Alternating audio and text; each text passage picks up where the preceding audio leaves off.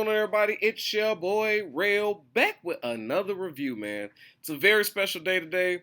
I know I owe you two Game of Thrones, so please relax. They are coming. But I'm about to, this is one of the many pieces of content I'm going to drop today. That's right. You ain't got to believe me. I know I'm Lord of Broken Promises, but god damn it, not today.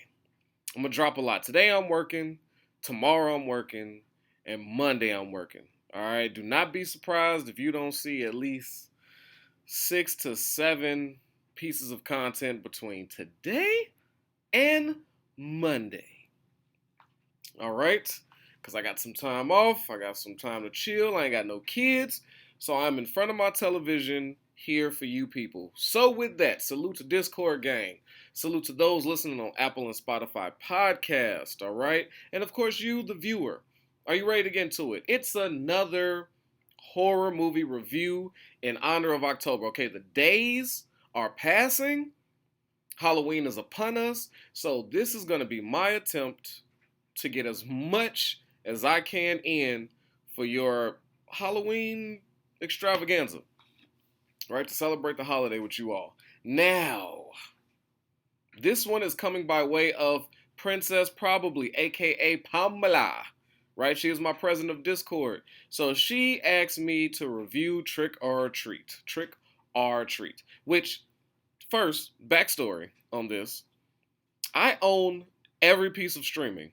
Okay? Except for like AMC Plus or some shit. That's why I'm not watching The Walking Dead. So I'll just wait till it comes on Netflix. But anyway, I've searched Paramount Plus, Peacock, Hulu, Netflix. I have a Prime account. Trick or Treat is nowhere around. No. What year did it come out? 2009. Could not find this movie. It is on Prime though, so I had to purchase it. You hear that, Pamela? I had to spend my hard-earned cash to bring you this review. It was only $3, so let's not get crazy. But was it worth it? 1000%. I gotta say, Trick or Treat, which you can find on Prime Video, rent it for $2.99. I think you could buy it for like $5.99. I highly suggest buying it. It's something worth keeping because it's a classic. It is really fucking good. I was shocked. I was like, here we go, because I'm going to get to the other people's requests too. So the next two horror movies are going to come with requests, and I'm going to salute you if I can find your name. But Trick or Treat, I loved it. I loved it. I give it a perfect 10 as far as a Halloween movie. Scary, what was it on the scary scale? A 0, unless you're a small child, like my daughter, like 7. Like, if you're 7, this will fucking terrify you and probably scar you for life. Hands down. But as just a Halloween movie, for people who just want to be entertained, it was amazing. First off, the originality is a 10. Like, I can't compare it to anything. The way they had the different storylines, the way they had the plots, you know, they'd show you something from like the middle, in the beginning, the ending, at some point, and then it all ties together to like one central theme. It was genius. You had multiple storylines going on in an hour and a half, and it wrapped up beautifully. They had twists in this movie, right? It was wonderful. Now, I'm going to attempt to do my best at not spoiling it. That's not my forte. This is typically for people who have already seen it, but I'm going to try to, no, I'm not. This is a spoiler alert, okay? Just go watch the movie, because I'm about to get into it. But yeah, it was great. So, this movie is centered around a town that is very lit on Halloween. They didn't say what city this is, what town, what state. But on Halloween, these motherfuckers gave it up. Oh yeah. There was a parade, right? Which I didn't see much parading. They had the drummers out there. They was doing their thing. But most of it was just sex, alcohol, drugs, debauchery on the streets. Like it was fucking New Orleans Mardi Gras. That town looked like 1700s England. You know what I'm saying? Back in Jack the Ripper days, like when motherfuckers would be just smashing prostitutes in alleyways and in between buildings, and you just walk through like it was fine. Matter of fact, This town was like King's Landing. Back when Viserys was ruling. Back before Daemon cleaned up the streets of King's Landing. It was a wild place. I was like, holy shit. So, we see one character, right? I love it. It's a little round-headed pumpkin dude, right? You just see him everywhere, and he is like the central theme. He's like the protector of Halloween. He's the Halloween's vengeance. Like if you were a piece of shit this night, if you weren't playing by Halloween rules, he was on your ass. If you owed some type of debt, if you did some ill shit, this man was coming. So I appreciate that. And his costume, beautiful. Now, I want to get into the different storylines, right? I have to start with, should I start with my favorite? Yes. Okay, I will start with my favorite. Actually, this show should not be called Trick or Treat. This movie should not be called Trick or Treat. It should be called FTK. Fuck them kids, for sure. Kids was dying in this shit left and right. Nastily. Like, fuck them kids. I gotta give my favorite character up in here was Principal Wilkins. Oh my god. Mild-mannered white dude, glasses. He was the principal of all these children that attended in this town. And what was he getting busy with on Halloween? Taking out the ones that weren't his favorite. Oh yeah. If you came trick-or-treating at Princess Wilkins' fucking house, and you was one of them badass kids, if you was one of them kids he couldn't stand all year, oh, he was about to murder you. Fuck them kids. No, if you made his life hard that school year, he was on you. Actually, I could see Principal Wilkins being like, like a vigilante of all teachers, right? I don't know if there's any teachers watching. I don't know if there's any daycare employees watching, but I'm going to talk to your the dark side of you, because I know you look at them kids and you want to give them grace. You know, you like, oh, they probably just a product of their badass household, or they're just a bad child, and you just all year you're just patient with them. You're reaching out to parents, they ain't no help, and they come just disrupting the class and fucking shit up, right? FSU. Actually, they went to the school of FSU before they came to your classroom, right? They came to fuck shit up. Y'all know what I'm talking about. Y'all know them badass kids.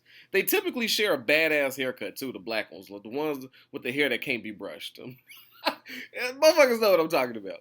But everybody in every classroom who has to deal with kids know how much of a struggle that's got to be, right? So I could see a teacher looking at Principal Wilkins and cheering every time he stumped out that one kid in the grave. Every time that kid mumbled the word, packing him out. That man was stumping out a child gasping for life in a grave that he had dug with 3 previous kids. Now let's talk about how he set up the one fat boy, right? There's one fat boy eating chocolate, knocking over pumpkins and shit, and he done came to the wrong house, right? You know the little bucket that says, please take one? Of course he took a handful. Look at him. Charlie, I believe his name was. Charlie was with the shits. Nobody around, pick one candy. I enjoy candy, I'm going to take more. And he was at Principal Wilkins' house. Oh, I could just imagine. Principal Wilkins sit there and it has him sit down, and because I knew Principal Wilkins was on some shit.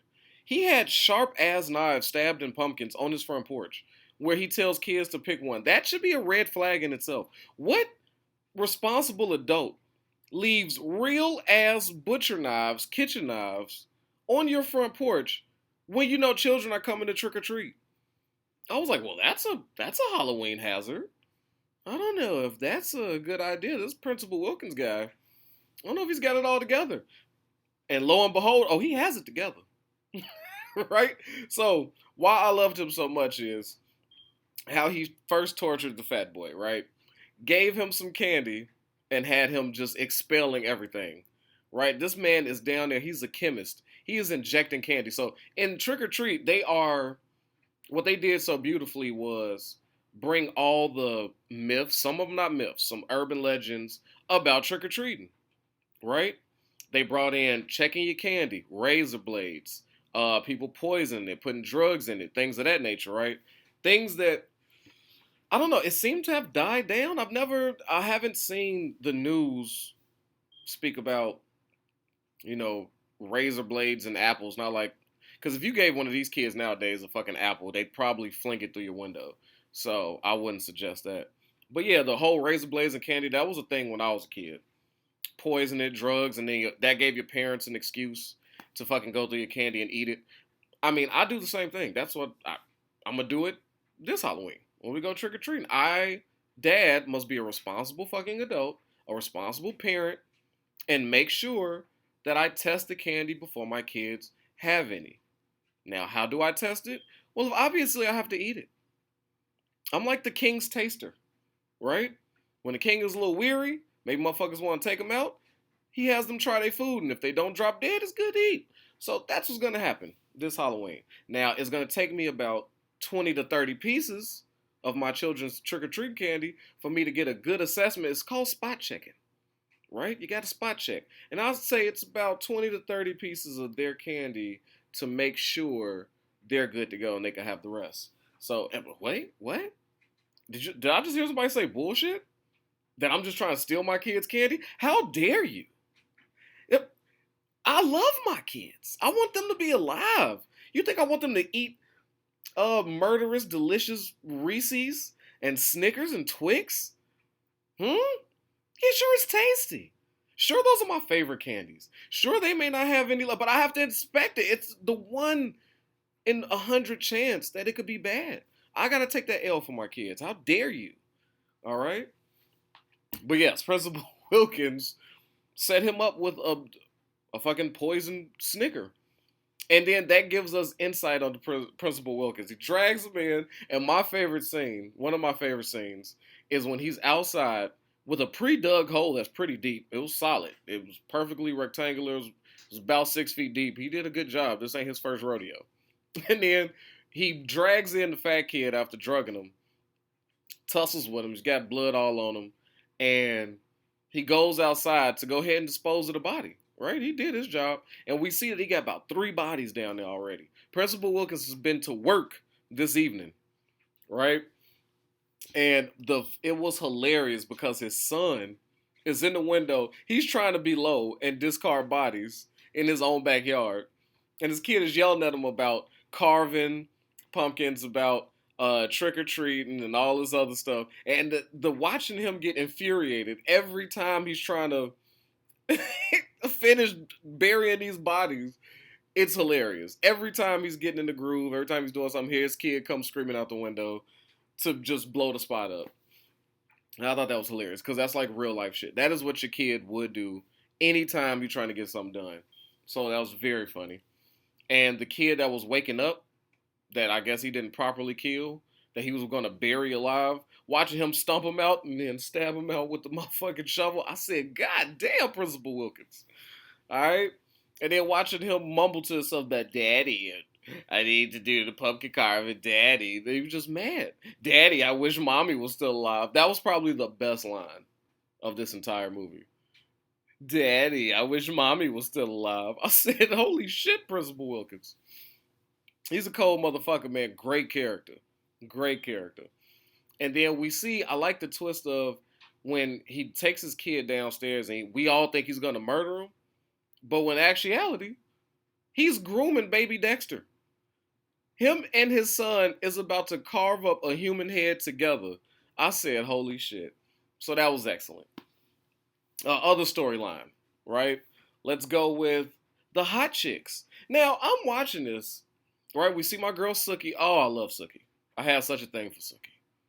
With True Blood. Oh, I don't know what was about her. I don't know if it was the little gap in her teeth with the little bunny teeth. I don't know. Because she's not traditionally like, I don't know.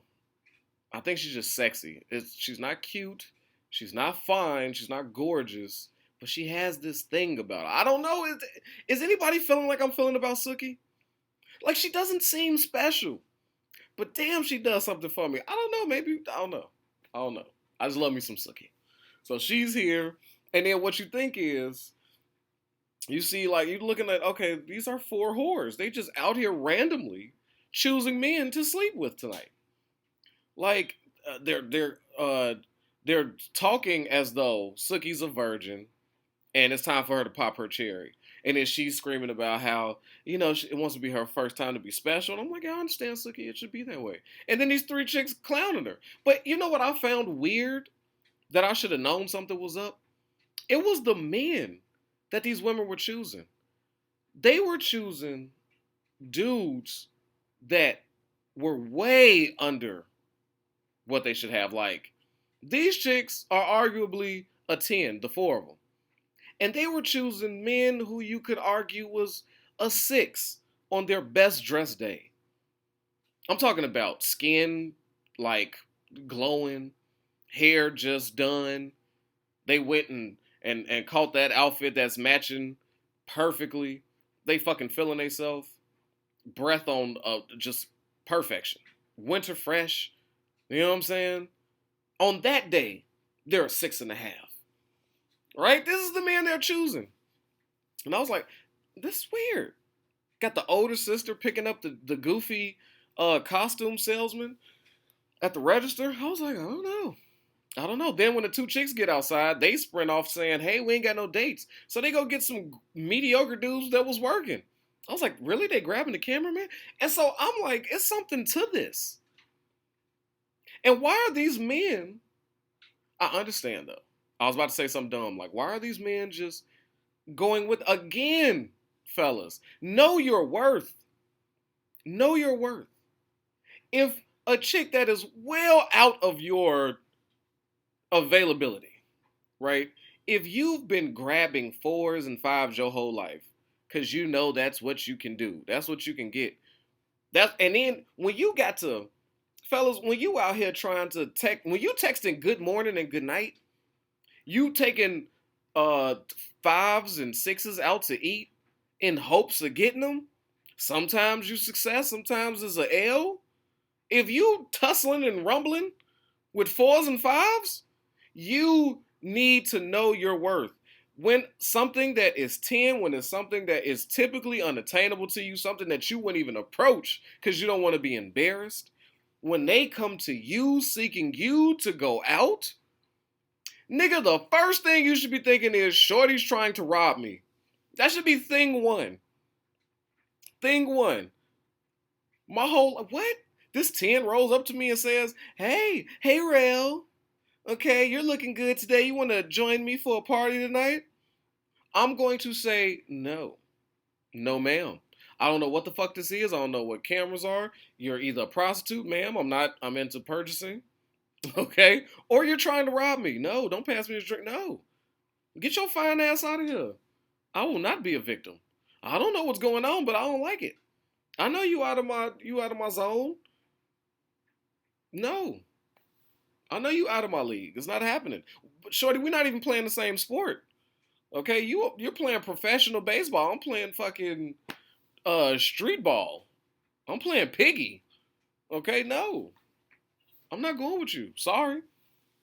I would know something is up. But here goes the ego of men. Knowing they don't look like shit, knowing these chicks is out of their league, they go following. And even still, I'm just like, well, whatever. It just dawns me as weird. And then Suki's around, and then we see her being stalked by a dude that just caught a body that night with the vampire teeth. Then he catches her, and then wrapped in her little Red Riding Hood shit, drops out the tree. They reveal it's the dude, it's the killer that just killed somebody during a parade. And I said, okay, what the fuck's happening here? Now I'm confused. And here comes Suki around the corner, and they ask, everybody's shocked, but nobody's attended to this man. So I'm like, wait, something is weird. Something is going on. And then the dude that her older sister tried to hook her up with, some fat, passed out dude dressed like a baby. I said, yo, something's up. What's up with these chicks? Are they just giving out blessings to men who don't deserve it? Something's not right. And I was mad at myself for not catching on. But then when it was revealed that these chicks are werewolves and these dudes are their evening dinner, and Suki's first time was not actually sex. It was her first kill.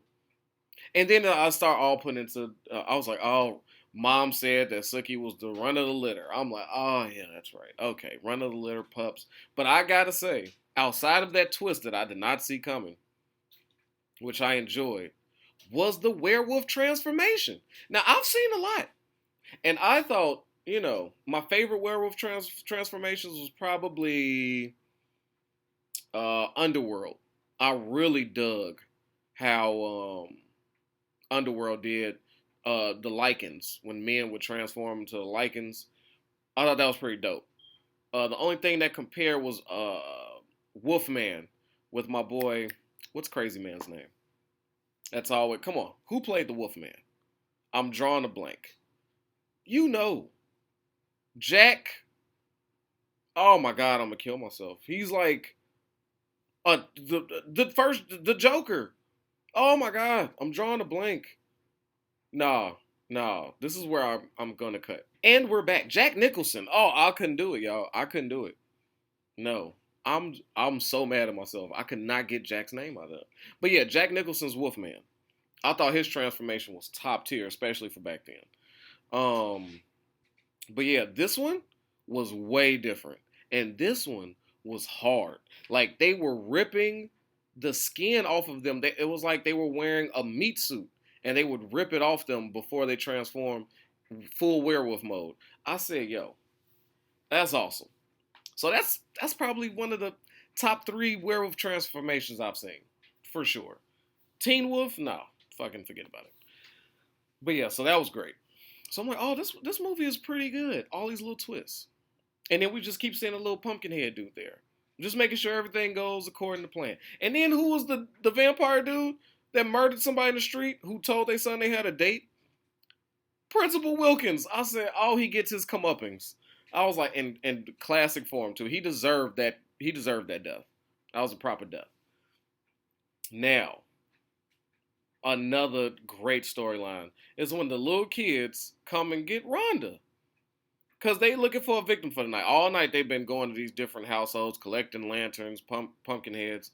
And then for little Macy to come out with this full story about a truck driver who, yeah, you guessed it, said FTK, fuck these kids. Which, to me, is wow.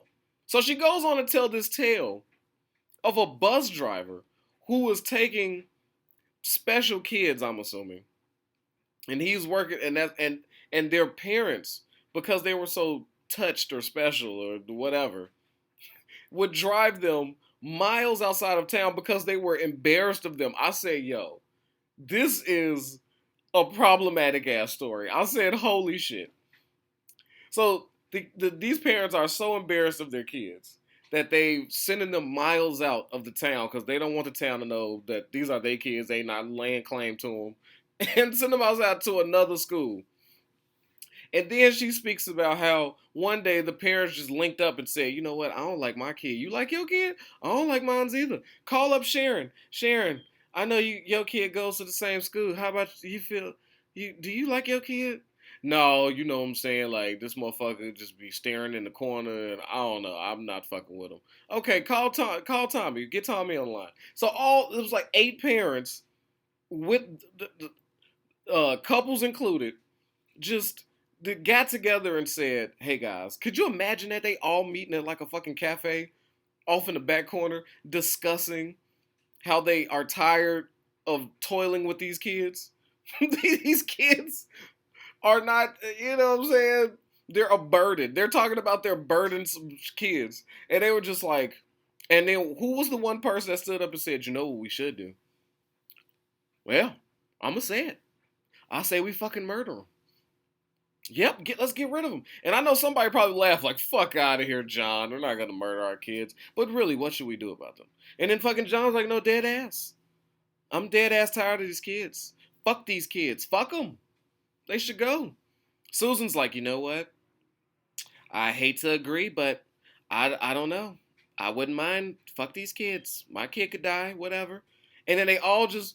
And nobody stood up and said this was a bad idea. Instead, they all put their fucking hands in like a goddamn sports team and said, boom. And then what was the next plan? They were like, okay, what do we do? Now that everybody agreed to murder their kids, I need to hear this conversation. I know they would. Should we just shoot them? Should we take them out back, plug them? Should we take them out of town? No, that's too many questions. No. I got an idea. It needs to be a tragedy. And somebody said, fuck yeah, a tragedy. So that way it doesn't come to any of us. It must be happening all at one time. The fucking bus. What if the bus, I don't know, went off the side of a cliff and all our burdens just died? That sounds good. Great. How do we do it though? The bus driver. And then they said, okay, we're gonna get all our life savings, all the money that we're gonna save from getting rid of these piece of shit kids that we hate.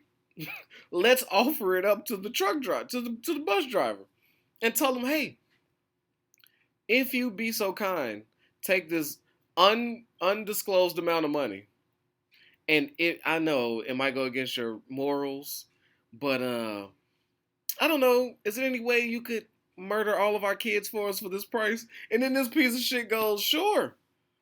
So then they show the nastiest shit where he goes to the quarry while one kid is saying, wrong way, wrong way, wrong way, because he's not no fucking idiot. He knows where school and where home is.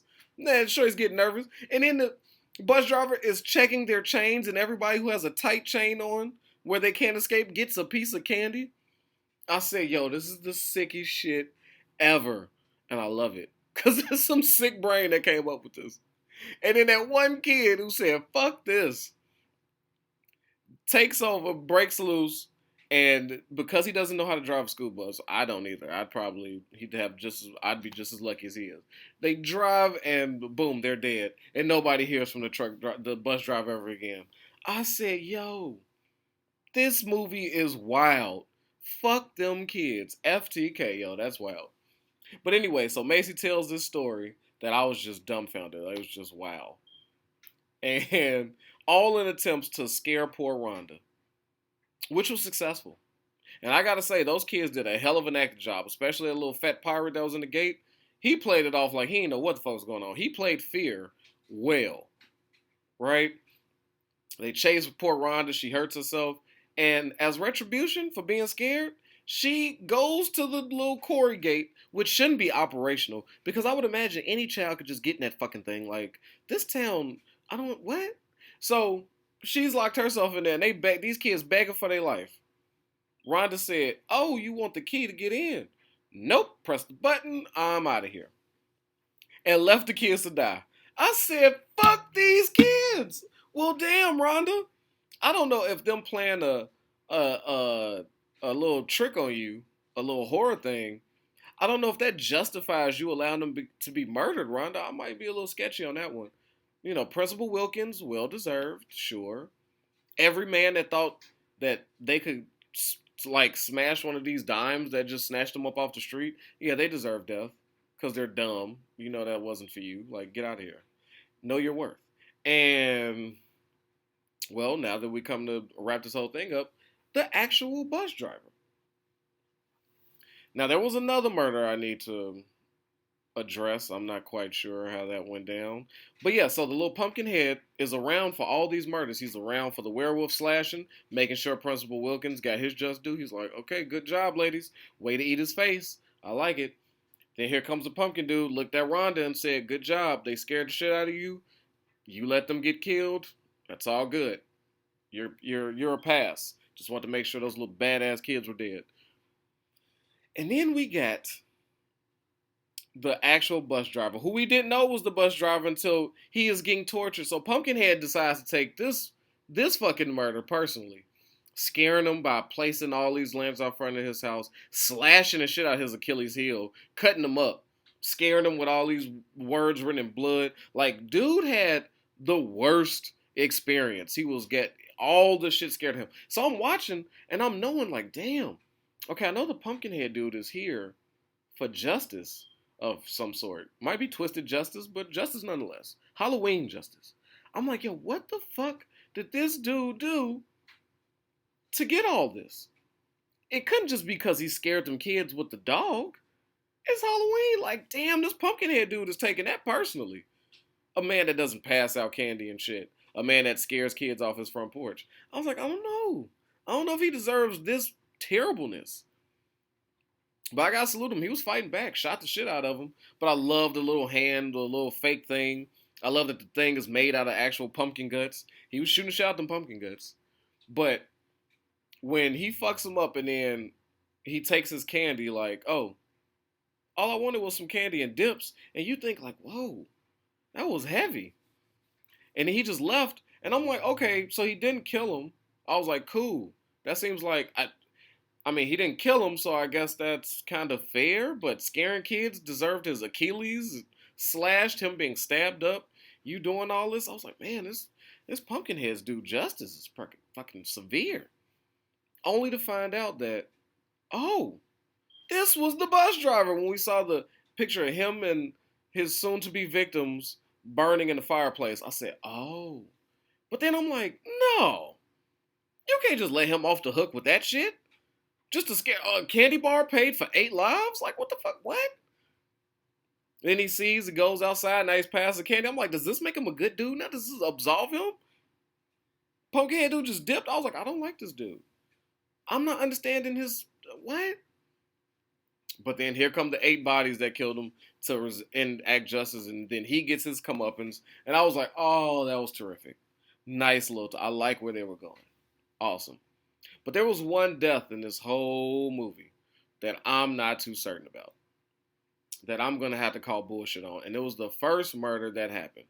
Pumpkinhead dude took Shorty's head off, put her on one of her scarecrows out there, and shoved the sucker in her mouth. That seemed a lot, my guy. And then when they showed why maybe she deserved that, is because it was a girl bleeding out in drunk debauchery town during a parade. And then her husband said, no, she's just fucking drunk. Like, she let her go. And because they didn't help her, she deserved that. But to be fair, I'm kind of with him. Everybody's got blood on them. This is a wild ass town. And she is stumbling. She's not putting her words together. She's just like, oh, help me. Help me. Maybe it was something to investigate, but that one was a little on the line, my man. I don't know if I agree with that death. I don't know. That one, I don't know. I don't think I'm going for it. But her husband was nasty as hell. He has a porno movie called Nature Flick. It was nothing to do with nature. And then he passes out watching porno, which is funny because I had a friend in college who used to, the only way he could go to sleep is if he put a porno in to put him to sleep. It was very, I don't know. I don't even know what happened to him. But yes, every night he would put on one of his favorite porno flicks. You know, this is DVD times, people. He that was how he went to sleep. That's some crazy shit. I'd never seen him do it, but this is how he told us. He told us he can't go to sleep with it. I can't fact check that, but he seemed pretty serious, so. But yeah, but that was the review on Trick or Treat, man. I hope you enjoyed it. If you haven't seen it and you listened to me and was like, damn, well, he just gave it all away. It's that good that you should still go watch it. And not just watch it, but you should own it. So far in my subscriber review, my subscribers suggestions of films they want me to review, it's a 10. Knocked it out the park. Good job, Pamela. I will be buying this. So, yeah, good job. And with that, protect your health, yourself, your wealth, man. Your boy Rail is out of here. Peace. Yo, I know I don't need no introduction, but y'all know who it is, man. It's your boy Hollywood Rail. And I appreciate you for sliding through and watching these videos. But you know what I need from you? All right, if you ain't already, I need you to like this and subscribe this, man. We at 1,000 trying to get to 2, all right? Push it for your boy. Get them algorithms up. So when it come to that subscribe button,